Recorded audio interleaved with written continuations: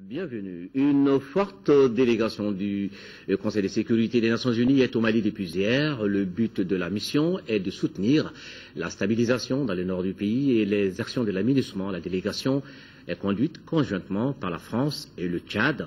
Gérard Arand est le chef de la mission. Il est au micro de Ibrahim Traoré.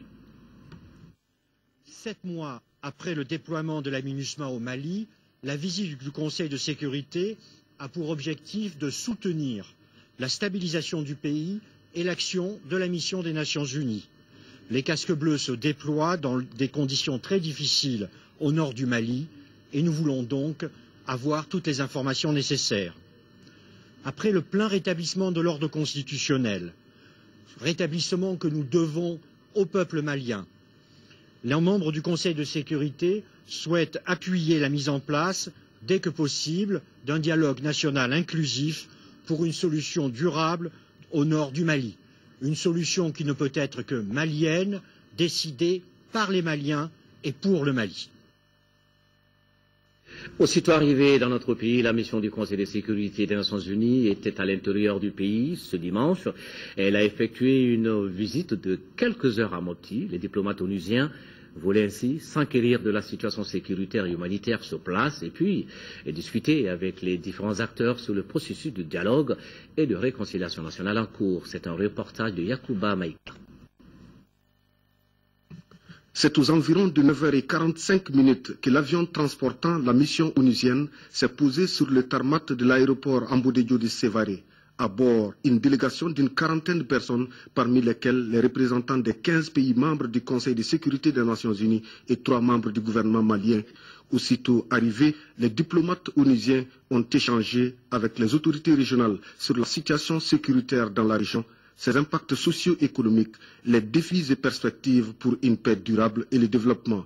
La situation s'améliore, à l'évidence, mais qu'il reste des problèmes à traiter, des problèmes de banditisme notamment.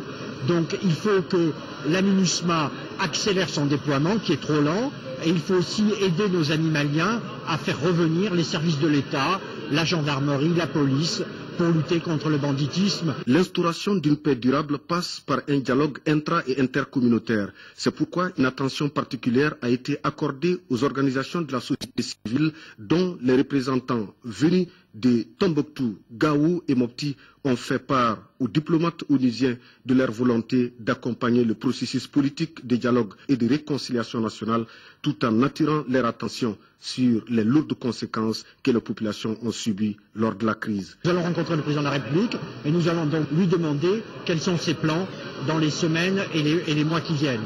Mais c'est aux Maliens de résoudre leurs problèmes. Nous sommes ici non pas pour nous substituer aux Maliens, mais pour les aider. Le président de la République, il est ouvert au dialogue, il est ouvert à la gestion pacifique de ce conflit.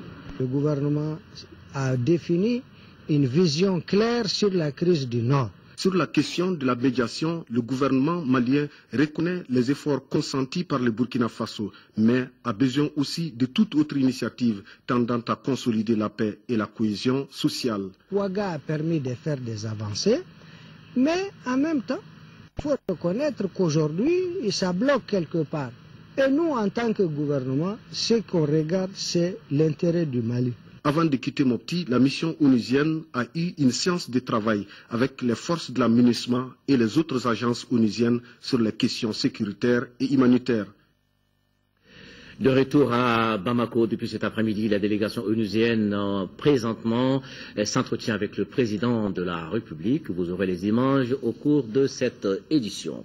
Elle faisait partie de l'épicentre de la crise et depuis maintenant 1 an qu'elle a retrouvé la liberté, la ville de Gao renoue avec ses vieilles habitudes de centre des affaires par excellence. Son marché retrouve de plus en plus son lustre d'antan avec les commerçants nomades qui signent également leur retour. Un bonheur donc pour les populations, elles peuvent désormais avoir sur place les articles les plus variés. Seulement un hic, les prix des marchandises prennent toujours l'ascenseur. Gao, la correspondante de Drissa Koné. Après sa libération, Gao a accueilli un nombre important de ses fils et filles déplacés et réfugiés. Actuellement, Plus de 78 000 habitants vivent dans la commune urbaine de Gao.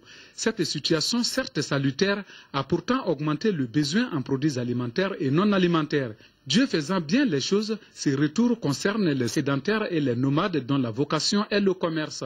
La présence de ceux-là même qui fournissent le marché de Gao à 80% en produits de tout genre. J'ai 19 ans ici, 19 ans au marché là. Tout le monde me connaît, tout Gao me connaît. Il n'y a pas de psychose. Je pense que tout le monde peut vraiment revenir chez lui et voir ce qu'il peut faire. Et voir la pierre qu'il peut poser vraiment pour la reconstruction du pays. Avec le retour des commerçants, maintenant ça va.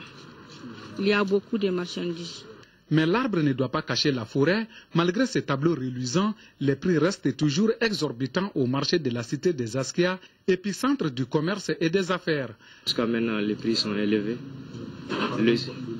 Le lait, on vend ça jusqu'à 2000 francs ou bien 2250. Alors qu'avant c'était 1250. En réalité, les produits ne suffisent pas pour la population parce que la population a sérieusement augmenté. Et c'est ça, par notre difficulté aussi de transport entre l'Algérie ici. Les commerçants de Gao, durement affectés par la crise, attendent un accompagnement de l'État malien. Pour le moment, la ville est ravitaillée par Algérie, le Niger et puis Bamako. Par rapport au transport des marchandises, on demande à l'État de réparer nos routes parce qu'on n'a pas de routes. Par exemple, pour quitter Gao, pour quitter Sévaré, Gao, il te faut 2 ou 3 jours. Vraiment, Gao, les commerçants n'ont rien, ils n'ont plus rien. Tout ce que les commerçants ont là, vraiment, c'est par les événements, tout est parti presque. Donc il y a des gens aujourd'hui qui sont en train de vendre leurs maisons, il y a d'autres qui vendent leurs animaux, il y a d'autres qui vendent leurs terrains pour pouvoir vraiment redémarrer. Donc vraiment, l'État nous aider, quoi. En tout cas, aucun effort ne sera de trop pour l'émergence des activités commerciales dans la cité des Askia et même au-delà. Et nous restons dans le nord du pays, direction Tombouctou. Le ministère de la Promotion de la Femme, de la Famille et de l'Enfant a élaboré un programme pour la réinsertion socio-économique des femmes réfugiées et déplacées. Et c'est autour, justement, de cette initiative que le département a organisé une rencontre dans la ville de 333-5. Le rendez-vous a mobilisé les femmes leaders, les associations et organisations féminines, ainsi que les partenaires au développement. Tous se sont engagés à œuvrer pour un retour définitif de la paix dans la région. Yaya Tandina. C'est pour assurer l'accueil et la réinsertion socio-économique des femmes déplacées, réfugiées et retournées dans leur localité que le ministère de la Promotion de la Femme, de la Famille et de l'Enfant a organisé cette rencontre. Les participants venus des cercles de Nyefenki, Gundam, Diri, Rarous et Tombouctou s'engagent à œuvrer pour le retour définitif de la paix. Les actions gouvernementales sont orientées vers le renforcement de la sécurité et la reprise des activités économiques dans les régions libérées. La journée a été aussi marquée par une conférence pour mieux sensibiliser et échanger avec les femmes sur la paix, la réconciliation et la réinsertion socio-économique. Pour ma part, je peux vous assurer de notre indéfectible soutien à toute action visant à amener la paix, la sécurité, l'installation et la réinsertion socio-économique des femmes du Mali de façon générale et des femmes de la région de Tombouctou en particulier. La rencontre de Tombouctou a permis aux délégués d'exprimer leurs besoins et ont souhaité être impliqués dans les campagnes de sensibilisation sur le retour de leurs sœurs déplacées. Enfin, elles s'engagent aussi à pardonner et recevoir à bras ouverts les déplacés et réfugiés. Mouvement d'ensemble en faveur du développement du nord du pays. La Croix-Rouge malienne renforce également sa présence là-bas. Hier samedi, elle procédait au lancement de son tout nouveau projet d'urgence. C'est une action relative à l'accès des populations des régions de Mopti, de Tombouctou et de Gao aux services sociaux de base. Coût du projet, 276 millions de francs CFA. C'est un reportage de Abdrahman Maïga. À travers ce projet d'urgence, ce sont plus de 276 millions de francs CFA qui seront investis par la Croix-Rouge malienne pour améliorer les conditions de vie des populations du nord du Mali. Ce financement du Japon, à travers la Fédération internationale de la Croix-Rouge, facilitera l'accès des populations vulnérables des régions de Tombouctou, Mopti et Gao aux services sociaux de base, notamment l'eau, l'hygiène et l'assainissement. La Croix-Rouge malienne, au regard de sa mission humanitaire, a par conséquent sollicité différents partenaires pour répondre efficacement aux besoins exprimés des populations vulnérables. Le programme a pour objectif de renforcer les capacités opérationnelles de la Croix-Rouge malienne au niveau du siège et de ses branches pour une meilleure réponse aux besoins des populations vulnérables. Le programme d'urgence permet une plus grande opérationnalisation de la société nationale. Dans ce sens, le renforcement de ses capacités en ressources humaines s'inscrit parmi les actions prioritaires. Ce projet s'investira également à l'achat d'un groupe électrogène et à l'équipement des sièges de la Croix-Rouge malienne à moyens logistiques. Il me plaît de féliciter cet engagement de notre Société nationale de Croix-Rouge aux côtés de l'État dans la recherche de solutions aux souffrances des populations en général et de celles les plus vulnérables en particulier. Ce qui, je vous l'assure, est apprécié par le gouvernement de la République du Mali. À ce lancement, les représentants des régions concernées par le programme ont reçu des kits composés des nattes, des couvertures, des moustiquaires et du savon. Les coordinateurs producteurs et transformateurs de l'anacarde évaluent les activités réalisées entre 2010 et 2014 dans la protection des fruits. Ces concertations, premières dans le Nord, se déroulent ici à Bamako et elles devront favoriser dans le futur une meilleure prise en charge du processus de transformation et de commercialisation de l'anacarde dans la région de Sikasso. Un reportage de Fadem Bakita. Mis en œuvre en 2010, le projet de commercialisation et de transformation de l'anacarde œuvre pour la promotion de cette filière en 3e région. C'est pourquoi, au cours de cette première session, les acteurs impliqués tirent non seulement le bilan des activités menées, mais aussi réfléchissent sur les voies et moyens de résoudre certaines difficultés que connaît le projet. Celles-ci sont entre autres la mauvaise qualité de la noix, l'absence d'industrie de transformation, la méconnaissance des fruits et de ses sous-produits. Au cours de la première session, vous aurez à examiner le bilan des activités réalisées au cours des années 2011, 2012 et 2013, le programme des activités pour l'année 2014 du projet, la prévision financière des activités de 2014. 42 communes des cercles de Bougouni, Kolondjeba et Yangfoula, réunies en coopérative de producteurs et transformateurs de la noix d'anacarde, sont concernées par le projet. Nous faisons la transformation sur 2 gammes de produits. On forme les femmes, les coopératives de femmes sur ça. La première gamme, ça c'est les produits liquidiens, donc le jus, la confiture et puis le sirop. La deuxième gamme, ça c'est sur la noix. Et la noix, on obtient l'amande à partir de ça. Et l'amande peut être grillée, comme elle peut rester blanche, ou on peut faire de la pâte aussi avec l'amande grillée. Avec la participation de l'État malien, avec les Espagnols qui n'ont jamais voulu nous lâcher, donc on a pu continuer les activités. Dieu merci, on est très satisfait de l'avancement des activités. Le projet bénéficie de l'accompagnement de l'Agence espagnole de coopération internationale pour le développement. On va écouter attentivement aujourd'hui les contraintes, mais surtout les bons résultats obtenus et les opportunités futures du projet. Pour l'année en cours, les coordinateurs et partenaires envisagent la construction et l'équipement des 21 centres d'approvisionnement de noix, des voyages de formation des acteurs dans les pays limitrophes tels que le Burkina Faso et la Côte d'Ivoire, des campagnes de sensibilisation sur l'importance nutritionnelle et économique de la noix et de la pomme de cajou et leurs sous-produits. Pas de repos ce dimanche pour la mutuelle de la protection civile, MUPROTEC. Elle tenait aujourd'hui sa 5e assemblée générale avec 6 axes prioritaires à l'ordre du jour.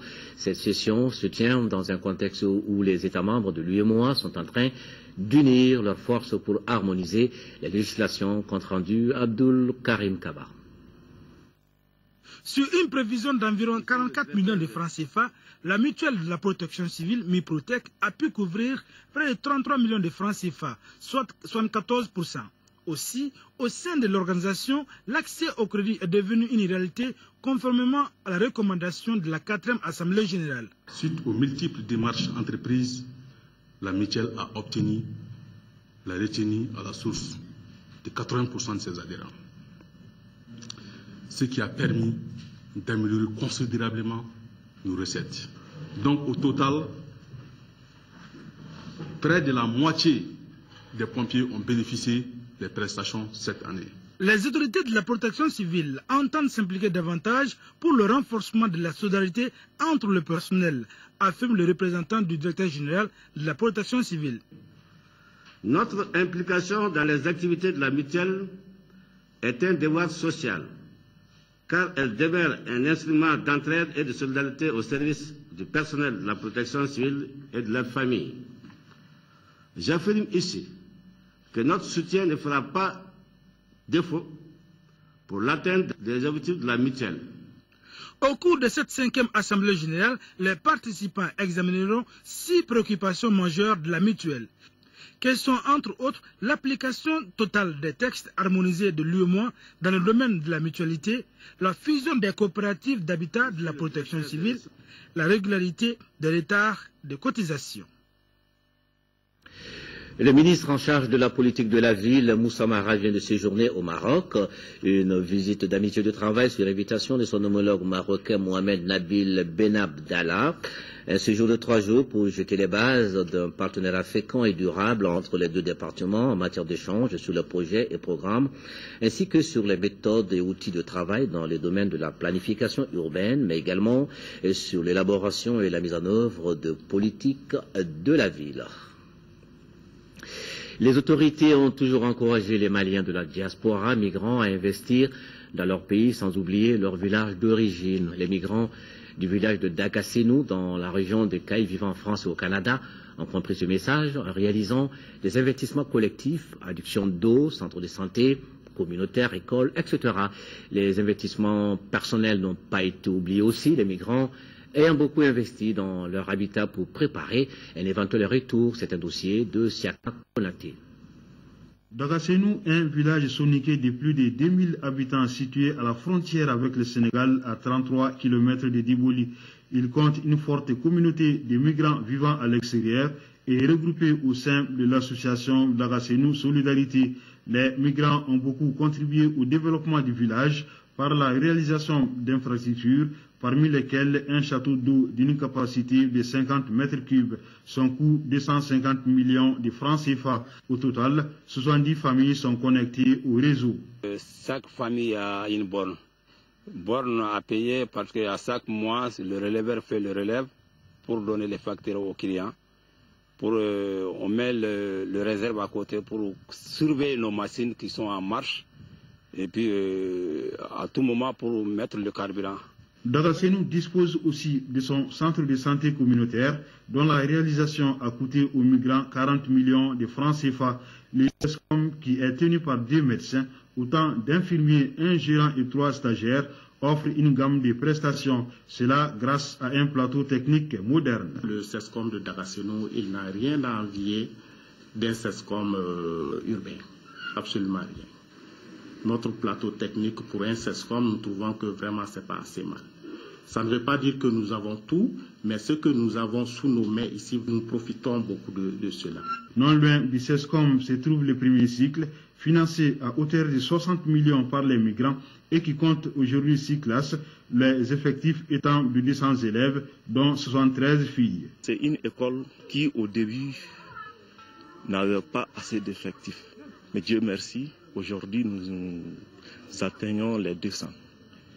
Et ça croît, année en année. Quant au second cycle composé de 3 classes d'une direction de toilettes, il est le don de la Fondation Harris Toronto du Canada, présidée par un migrant de Dagasenou. Sa réalisation a enlevé une épine des pieds des parents d'élèves.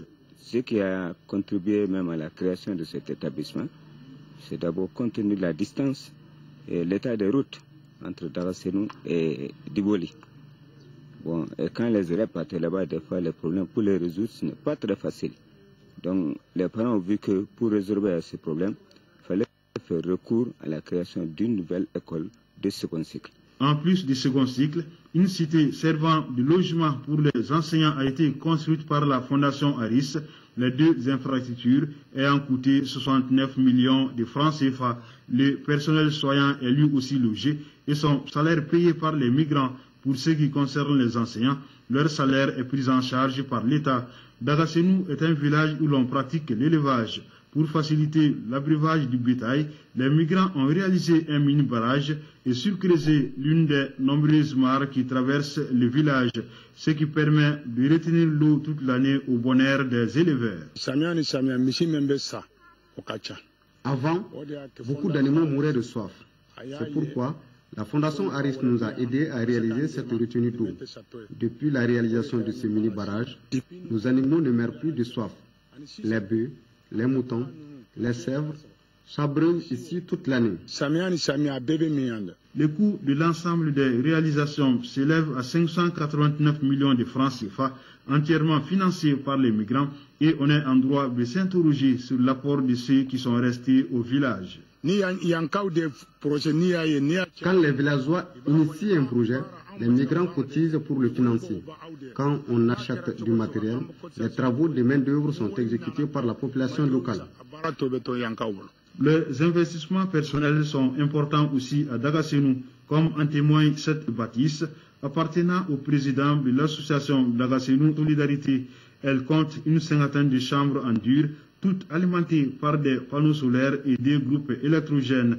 Le vice-président de l'association, à la retraite depuis 2006, n'a pas lui aussi oublié l'habitat. Les difficultés, le village en connaît, notamment l'enclavement à cause du mauvais état de la route. Pendant l'hivernage, il est coupé de Diboli. La population souhaite ardemment l'installation d'une antenne TV-FM pour recevoir les images de la télévision nationale.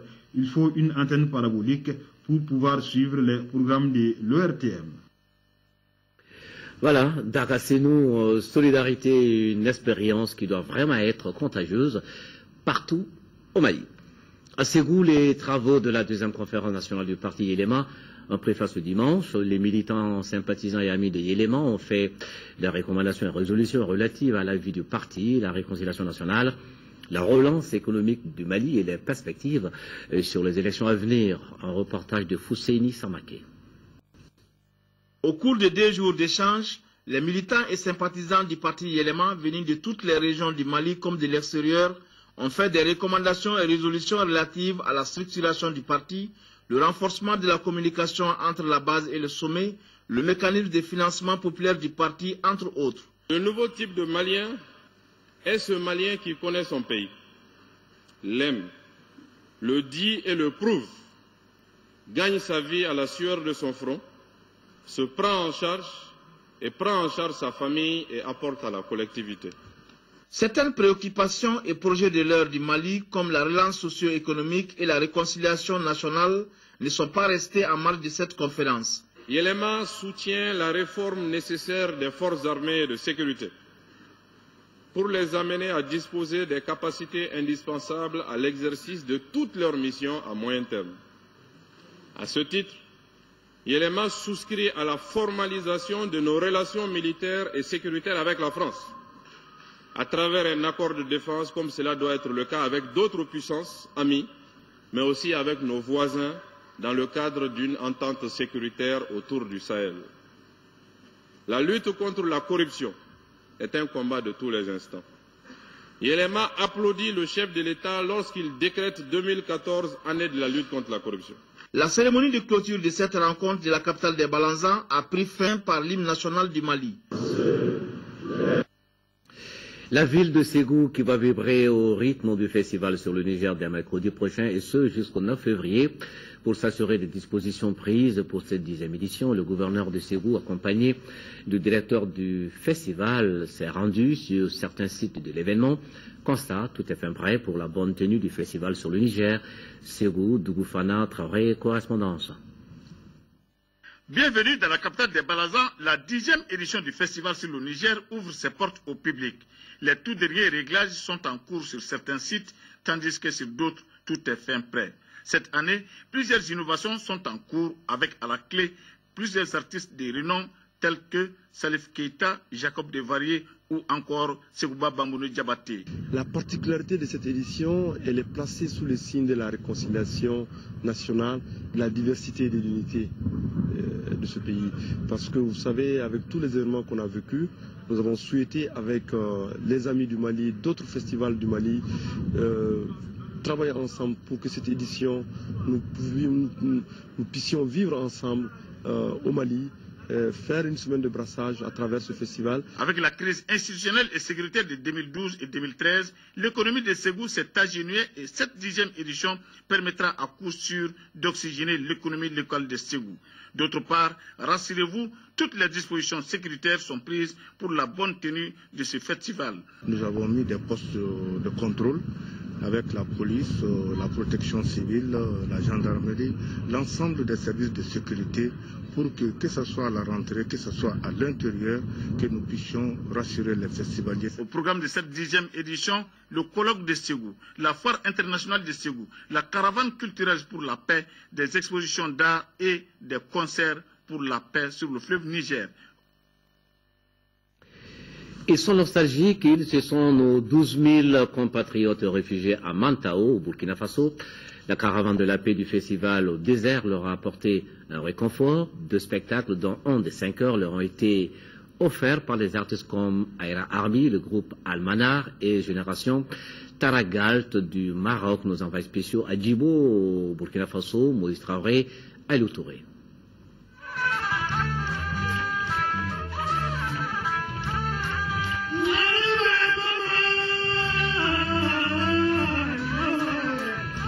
Mercredi mémorable pour les 12 000 Maliens réfugiés à Mentao dans la province du Souma. Sur leur site d'accueil provisoire et la place publique de Djibo, les artistes se sont succédés d'abord pour une fête en acoustique et ensuite pour un concert de plus de 5 heures. Le groupe Amana, originaire de Kidal, et Génération Taragalt du Maroc se sont disputés les ovations du public. Donc l'intérêt de Taragalt, c'est vraiment de véhiculer ce message de paix, de tolérance et de réconciliation et d'amener vraiment, mettre de la lumière sur la souffrance de toutes ces populations qui quittaient et qu'on aimerait bien les voir chez eux. 3 festivals, le festival Taragalt du Maroc, le festival Tissil du Niger de Ségou et le festival au désert. Donc ce sont les 3 qui sont partenaires. Il y a des artistes qui ont été proposés par les 3 festivals qui font partie de la caravane. La similitude de sonorité s'est faite avec le tempo des artistes tombouksiens tels Baba Djiré de Direy. Sadio Sidibé du Brico a su mettre en musique la bravoure du Simbo, le chasseur et défenseur des ressources nationales. Aïra Arbi, marraine de cette 14e édition du Festival au désert, appelle à la paix et à la réconciliation.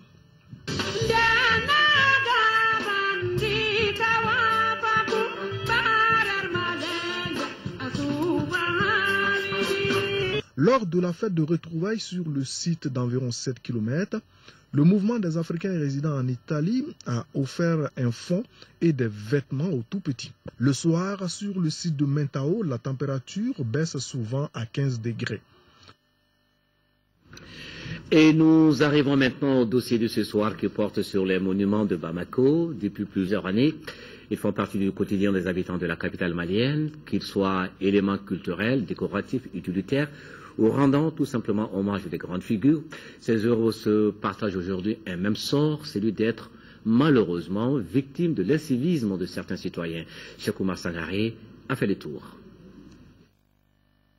La loi définit le patrimoine culturel comme étant l'ensemble des biens culturels matériels et immatériels qui, à titre religieux ou profane, revêtent pour l'État, les collectivités territoriales, les communautés, groupes et individus une importance pour l'histoire, l'art, la pensée, la science et la technique. Le décret numéro 2012-118 PRM du 24 février 2012 classe 31 parcs publics et monuments de la ville de Bamako au patrimoine culturel national. Cela traduit la volonté du pays à mettre en valeur les nombreux monuments de la capitale. Les monuments sont des témoins matériels, soit d'événements ou de personnalités qui ont marqué notre culture, notre histoire. Et c'est en fait des témoignages très forts de notre patrimoine culturel.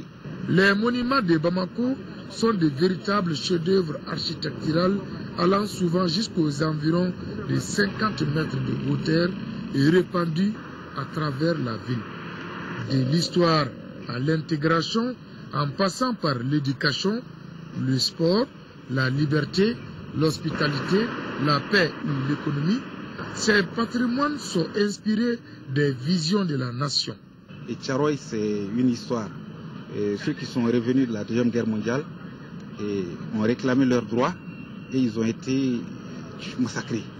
Donc c'est pour perpétuer cette mémoire-là qu'on a construit cette place-là. Tous ceux qui, en parlant, disent Neko, donc peuvent avoir leur langue traduite à partir de l'écriture. En observant ces monuments de loin, dressés au milieu des immeubles modernes, c'est un paysage urbain admirable. Mais en les approchant de plus près, le spectacle est parfois désolant, comme ici à la place de l'enfant martyr de la Palestine à Médina Croix, ou encore là, au monument Tcharoy, en face du tribunal de la commune 3. Ici, c'est la toilette.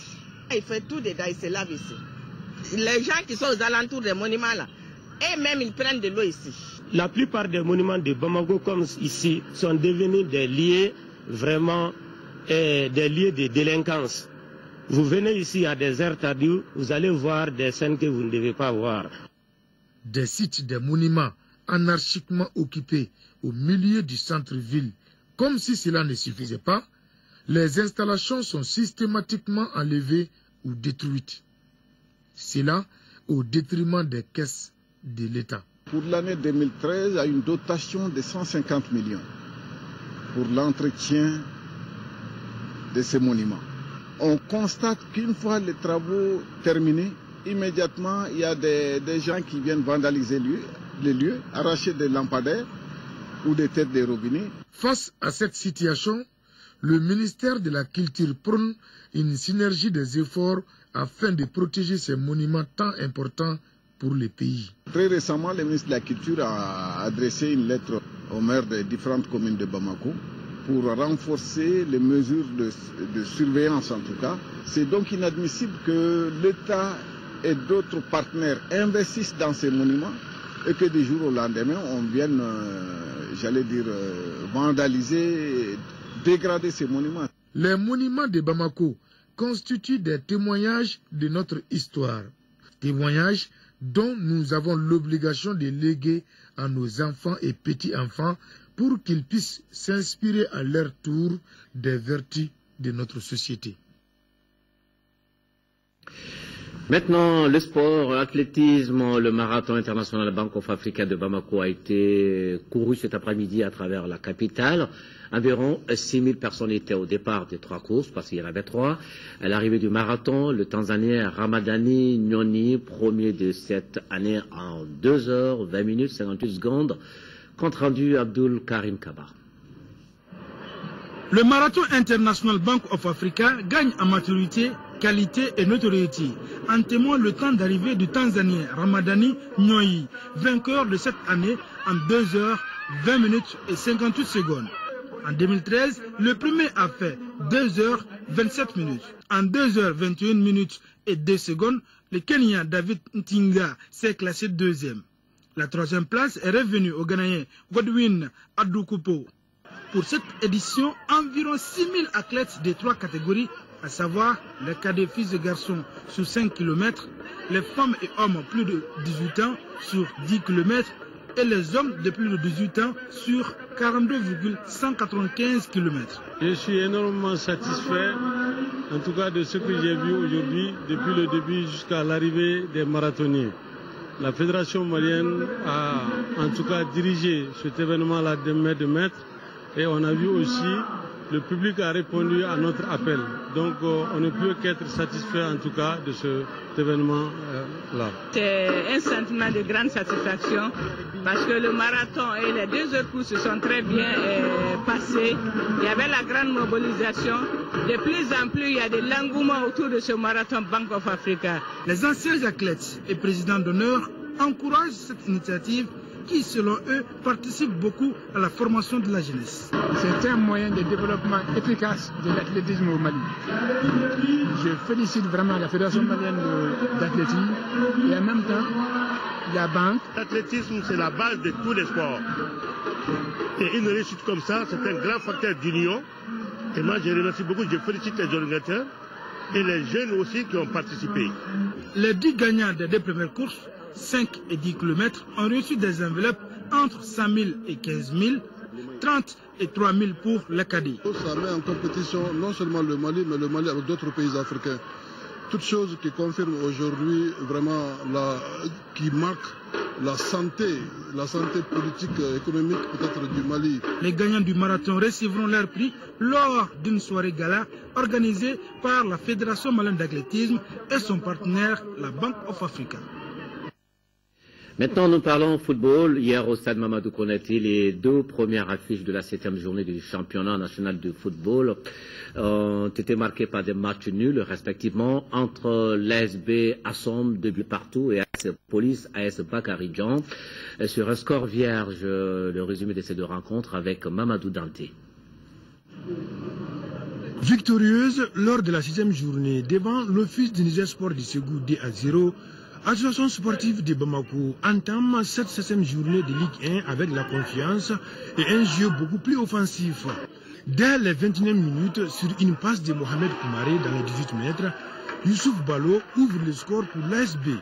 À la 41e minute et à la 42e minute, 2-1, c'est le score à la mi-temps. Des retours de la pause, l'équipe de Missira revient avec des meilleures intentions. Dès lors, la partie gagne d'intensité. Mais les deux formations manquent de lucidité devant les buts adverses. Finalement, Ismaël Kouné va rétablir la parité pour la Somme dans les arrêts de jeu. Score final, 2 buts partout. Depuis le début, j'ai dit qu'on joue contre une équipe qui a de la valeur. Parce que l'ASB, notre dernier match contre l'ASB en championnat, c'était soldé par 1 but partout. Donc quand tu as fait 1 but partout contre une équipe, donc à la prochaine rencontre, tu dois te préparer en conséquence. On a changé un peu notre façon de jouer parce qu'on a mis 4 devant, 2 au milieu. Bon, ça nous a apporté fruit. En deuxième heure, l'AS Police, toujours en panne d'inspiration offensive, a été tenu en échec à nouveau par l'AS Bakaridjan de Baraouli, 0 but partout. Et pourtant, il a eu des occasions de but dans cette rencontre. Sauf que les attaquants n'étaient pas efficaces. Score final, 0 but partout. Tout d'abord, on a vu un bon match. Après 2 semaines à 3 semaines de repos, c'est pas facile. Mais c'est le début. Pour moi, le championnat vient de redémarrer encore. Lors de la prochaine journée, l'AS Police jouera contre le Djoliba AC et l'AS Bakaridjan affrontera l'AS Real de Bamako. Deux annonces avant de boucler cette édition. La commission d'organisation de la première édition de la foire culturelle islamique du Mali qui déclare que pour des raisons techniques indépendantes de sa volonté, et la foire culturelle islamique du Mali, initialement prévue pour demain lundi 3 février 2014, est reportée à une date ultérieure. L'UJIMA, Union des jeunes musulmans du Mali, et ses partenaires s'excusent auprès des autorités, des ONG, des exposants et du grand public pour d'éventuels désagréments liés à ce report. Et puis la professionnalisation des organes de gestion des élections dans l'espace francophone. C'est le sujet de questions d'actualité de ce dimanche soir sur l'ORTM. Les invités de cette émission, des présidents ou membres des organes de gestion des élections dans leur pays. Une émission enregistrée en marge des travaux du séminaire international du réseau des compétences électorales francophones tenu récemment ici à Bamako. Question d'actualité, c'est tout à l'heure, après cette édition, donc aux alentours de 21h30. Merci pour votre très aimable attention. Prochain rendez-vous avec l'info sur notre chaîne, demain, 10h. Bonne soirée, bonne semaine.